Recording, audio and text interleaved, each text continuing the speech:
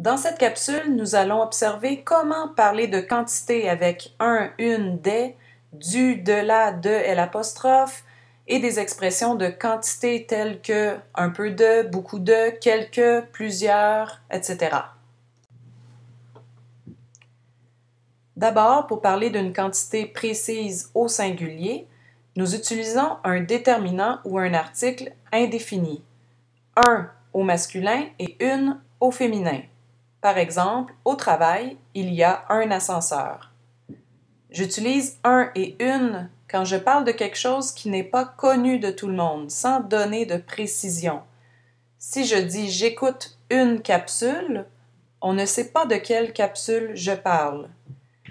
C'est différent si je précise j'écoute la capsule sur les quantités. Lorsque je précise, j'utilise le, la, l'apostrophe ou les. Ensuite, évidemment, s'il y a plusieurs objets ou personnes, on peut dire le nombre. Nous faisons 2 présentations orales. Mon ami passe 3 examens. Si la quantité est imprécise, donc pas précise, et plurielle, on utilise des. Par exemple, j'ai des amis de différentes nationalités. J'ai des collègues sympathiques. On ne sait pas combien exactement. On va utiliser un déterminant ou article partitif du, de la, de l'apostrophe pour parler d'une quantité non comptable, donc une quantité qu'on ne peut pas compter. On les emploie souvent dans la cuisine. Par exemple, pour mon gâteau, je mélange du sucre, de la farine et de l'huile. On voit ici que sucre est masculin, donc je dois choisir du, qui est la contraction de le. On ne peut pas utiliser de le.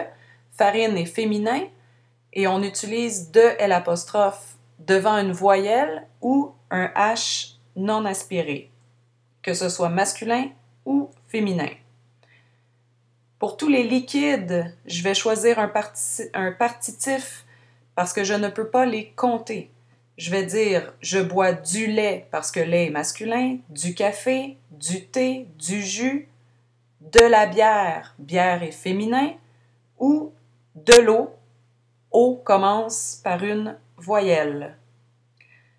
On n'utilise pas seulement du, de la et de l'apostrophe avec la nourriture, mais aussi pour parler d'éléments naturels. Par exemple, aujourd'hui, il y a de la pluie, pluie est féminin, et du vent, masculin, et demain, on annonce de la neige et du soleil.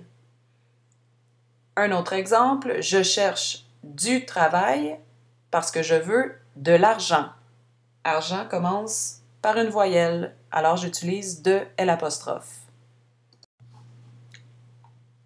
On utilise aussi du, de la et de l'apostrophe pour parler de nos activités.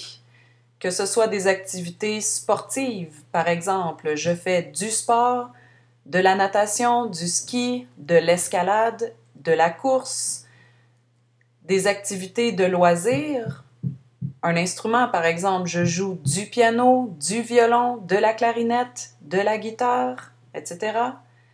J'écoute de la musique, du rock et du classique, ou d'autres types d'activités, celles-ci moins intéressantes.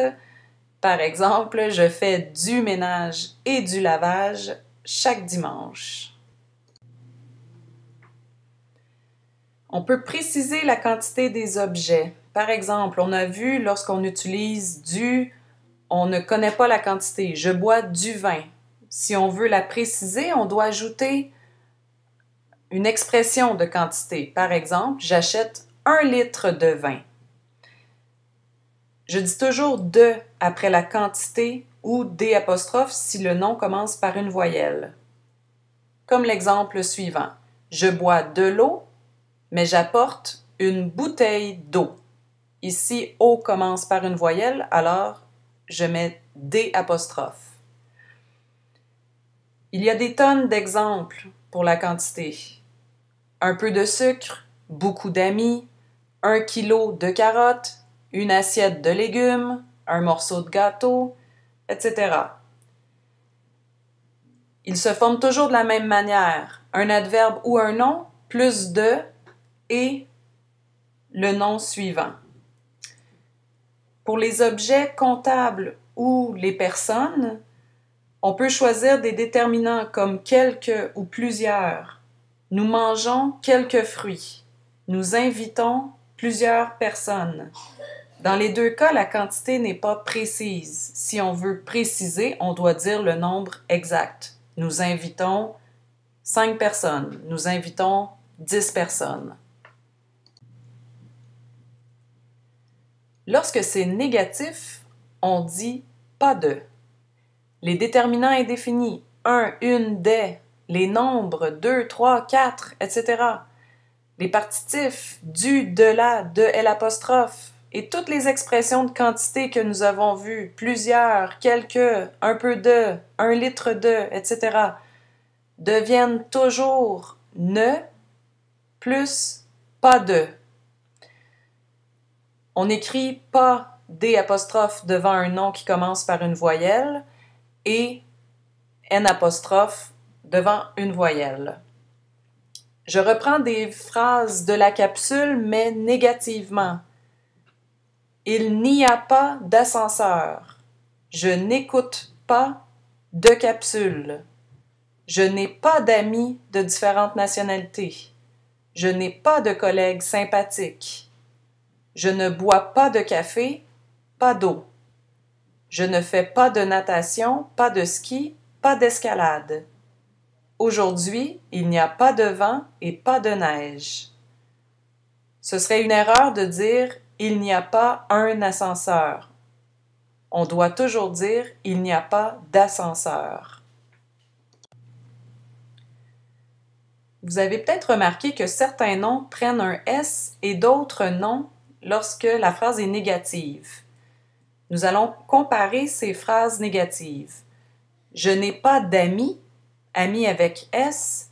Je ne bois pas de café, café pas de S. Et il n'y a pas d'ascenseur, ascenseur pas de S.